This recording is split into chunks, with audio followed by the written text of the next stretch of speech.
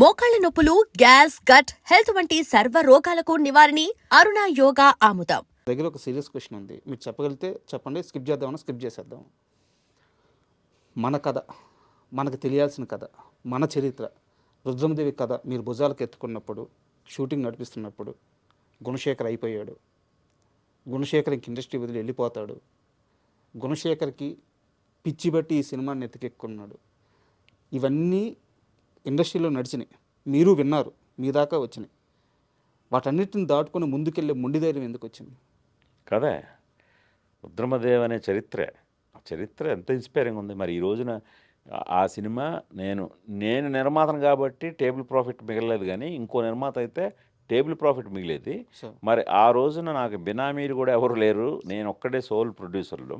So అలాంటిది release టైంకి no loss no profit, break ఈవెన్లో రిలీజ్ అయింది. సో అది దాన్ని మించిన సక్సెస్ ఏముంది? ఆ సక్సెస్ని ఏం తెచ్చిపెట్టింది? రుద్రమదేవి కథ, అనుష్క, మా అందరి శ్రమ. సో ఇది నమ్మాను నేను. ఇది ముందు నుంచి చూశాను, చూశాను కాబట్టే నేను అనుకున్న రిజల్ట్ సాధించాను. నాకు మీరు అన్నట్టు కరెక్టే, చాలామంది చాలా రకాలుగా కమెంట్లు చేస్తారు. ఆ కమెంట్లు చేసే వాళ్ళని కూడా మనమేం తిట్టుకోని అవసరం లేదు. అవతల వాళ్ళ స్థానంలో ఉంటే నేను కూడా తిట్టుకునేవాడినేమో వాళ్ళని, ఏం పిచ్చా ఏంటి ఈ సినిమా అని చెప్పి. బట్ అది చేసేవాడికి తెలుస్తుంది. అంటే నేను కరెక్టో కాదో తెలీదు, మధ్యలో మీ అంటే ఆ నమ్మకం లేక కొంత మీ టీంలో నుంచి కూడా కొంతమంది బయటకు వెళ్ళిపోయారు. ఆ లాంగ్ టర్మ్లో అయితే జనరల్గా జరుగుతుంటాయి సార్. అది మనం దాన్ని ప్రత్యేకంగా టీంలోంచి వెళ్ళిపోయారు అనే మాట వాడవసరం లేదు. ఎందుకంటే డ్యూరేషన్ ఎక్కువ కదా. అవును. ప్రాజెక్ట్ డ్యూరేషన్ కదా.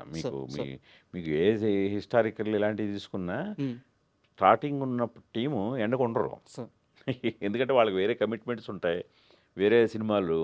మనం కూడా ఇది అనుకున్న ప్లాన్లో అయిపోతే ఉంటారు పాపం. అంత కథ చెప్పడం కష్టం కదా. సో అందుకని ఒక 1 year మొదలెడతాం, అది 2-3 years పట్టేసరికి సహజంగానే వెళ్ళిపోతారు కదా. ఆ మొత్తం ప్రాసెస్లో మిమ్మల్ని డబ్బులు పక్కన పెట్టేసి, తన డేట్స్ కానీ ఇవన్నీ కూడా పక్కన పెట్టేసి, నీ వెనక నేను ఉంటాను గుణ అని చెప్పిన వ్యక్తి అల్లు అర్జున్. అవును. ఆయన సినిమాకి రెమ్యునరేషన్ కూడా ఏదో తీసుకోలేదని విన్నాను, నిజమేనా సార్?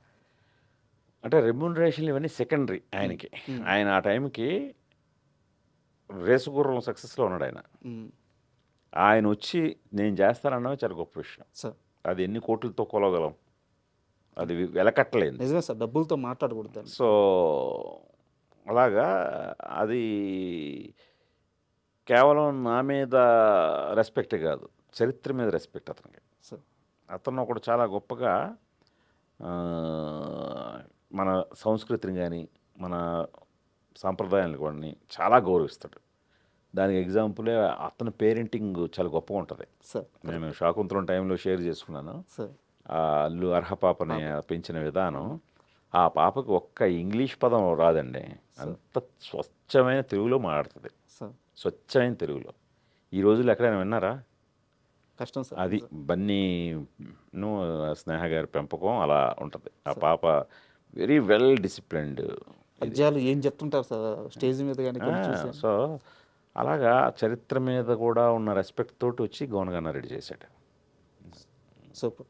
అండ్ ఇంటర్వ్యూకి వస్తున్నానంటే మీ ఏడీలో ఒక ఏడీతో మాట్లాడా, మీరు పేరు అడగొద్దు, వాళ్ళకి షెంటింగ్ పడిపోద్ది నాకు తెలుసు.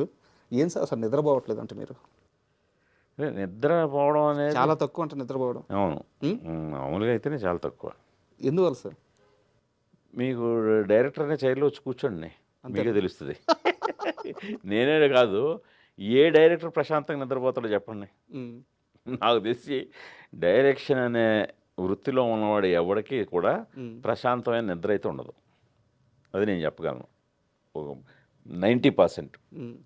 అది అందువల్ల ఇది నా ఒక్కడే ఇదే కాదు, డైరెక్షన్ అనేది అంత బాధ్యతతో కూడుకున్న వ్యవహారం. ఎంతమందిని సమాధానపరచాలి, ఎంతమందిని, ఎన్ని లాజిక్స్ని మనం అడ్రస్ చేయాలి, అదొక పెద్ద యజ్ఞం అండి మీకు. అందుకనే కదా వరల్డ్లోనే మోస్ట్ డిఫికల్ట్ జాబ్ ఏదైనా ఉందంటే ఫిల్మ్ డైరెక్షన్ అంటారు. అది నిజం. ఏడీస్కి ఒక టైం చెప్తారంట, యూనిట్కి ఒక టైం చెప్తారంట, వాళ్ళందరికంటే ముందే వెళ్ళి కూర్చుంటారంట. ఇది కొత్తగా ఈ సినిమా చేయట్లేదు సార్. సార్ ఫస్ట్ నుంచి ఇంతే. మొదటి నుంచి నాకు మా ఇంట్లో అందరికి కూడా టైం డిసిప్లిన్ చాలా ఎక్కువ. సార్ ఎందుకంటే ఇప్పుడు 7 గంటల కాల్ షీట్ అంటే నేను వీలైతే 6:30కే ఉంటాను. నేను 6:30కే ఉండి అక్కడ అన్ని అరేంజ్మెంట్స్ చూడటమే కాకుండా అక్కడ ఏమైనా ఇంకా బెటర్మెంట్ చేయొచ్చా. సో ఎందుకంటే నాకు ఒక షార్ట్ ఎక్స్పోజ్ అయిందంటే భయం అండి.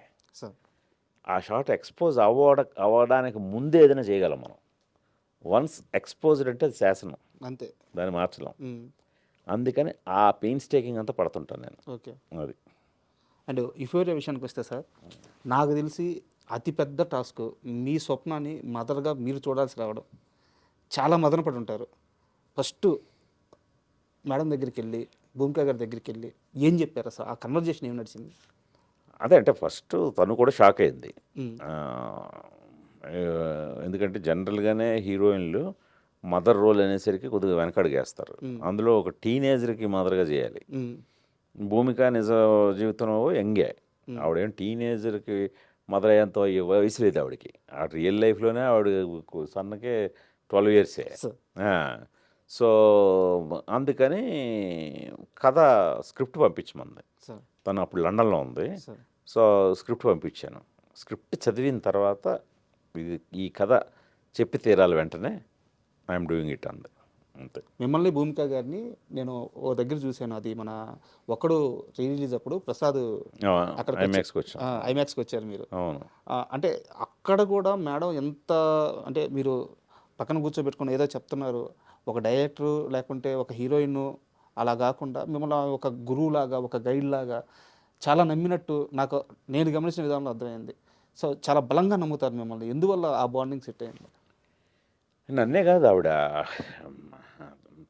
డైరెక్టర్స్ అందరితో అలాగే ఉంటారు. ఆవిడ చాలా వెరీ వెల్ మేనర్డ్ అమ్మాయి. ఆవిడ నాకు అంటే అందరికి కూడా ఆవిడ నేను చూస్తేనే చాలా రెస్పెక్ట్ ఇవ్వాలని అనిపిస్తుంది తప్పితే వేరేగా అస్సలు అనిపించదు. ఎందుకంటే ఆవిడ బిహేవియర్ ఎలా ఉంటుంది, ఆవిడతో మాట్లాడితే తీరు అలాగే ఉంటుంది. అందుకని ఇక్కడ నేనే కాదు, మీరు వేరే డైరెక్టర్తో చూసినా సరే ఆవిడ అలాగే ఉంటారు. సార్ ఒక సీరియస్ క్వశ్చన్, ఇది కూడా చెప్పాలనుకుంటే చెప్పండి, లేదా స్కిప్ చేయండి. రానా గారితో ఇప్పుడు మీ రిలేషన్ ఎలా ఉంది? ఎవరితోనూ ఎప్పుడు రిలేషన్ ఏమి మనకేమీ చెడదండి. ఇప్పుడు ఆ పర్టికులర్ ప్రాజెక్ట్ విషయంలో సో అది జరగలేదు. ఆ ప్రాజెక్ట్ జరగనప్పుడు సో తను అది వేరే రకంగా ప్రయత్నాలు చేసినప్పుడు నేను కొద్దిగా హర్ట్ అయ్యాను. హర్ట్ అయ్యి నా హర్ట్నెస్ని ఎక్స్ప్రెస్ చేశాను అంతే. అంతకు మించి దాని మీద ఏమి ఆ తర్వాత మళ్ళీ మేము మాట్లాడుకున్నాం, మేము మెసేజ్లు ఇచ్చుకున్నాం, మాట్లాడుకున్నారా? అది మాకు ఇవన్నీ అంటే పర్సనల్గా వాళ్ళ మీద మనకేముంటుంది, చిన్న ప్రొఫెషనల్గా ఒక చిన్న ఇది అది అక్కడతో అయిపోయింది. అండ్ యుఫోరియా ఇప్పుడున్న ప్రతి ఇంటికి అవసరమైన కథ అని చెప్పారు. కరెక్ట్. నేను కూర్చోగానే ఫస్ట్ నేనే ఒక రియల్ టైం ఎగ్జాంపుల్ చెప్పాను. బట్ మీ ఇంటికి ఈ కథ ఎంత అవసరమైంది, ఈ సినిమా ఎంత అవసరమైంది, ఈ సినిమా సక్సెస్ ఎంత అవసరమైంది? అంటే ఇది ఎందుకంటే ఫ్యామిలీ మొత్తం దీనికోసం 3 ఏళ్ళ నుంచి కష్టపడుతున్నారు. అంటే ఫస్ట్ అందరికి కూడా కథ చెప్పాలన్న ఆసక్తే. ఈ కథని రైట్ టైం ఇది చెప్పడానికి అని ఆసక్తి. అందుకనే ఇప్పుడు మేమందరం కూడా చాలా ఎమోషనల్ కనెక్ట్తో ఉన్నాం. And for more videos, please subscribe to iDream. Please subscribe to iDream. Please subscribe iDream. And please subscribe to iDream. For more videos, subscribe to iDream. please like, share and subscribe to the channel. Congratulations, iDream. Subscribe to iDream. Subscribe to iDream. So subscribe to iDream Media. iDream team andarki huge congratulations. Please subscribe iDream Media. Please subscribe to iDream. Subscribe iDream. Please subscribe to iDream.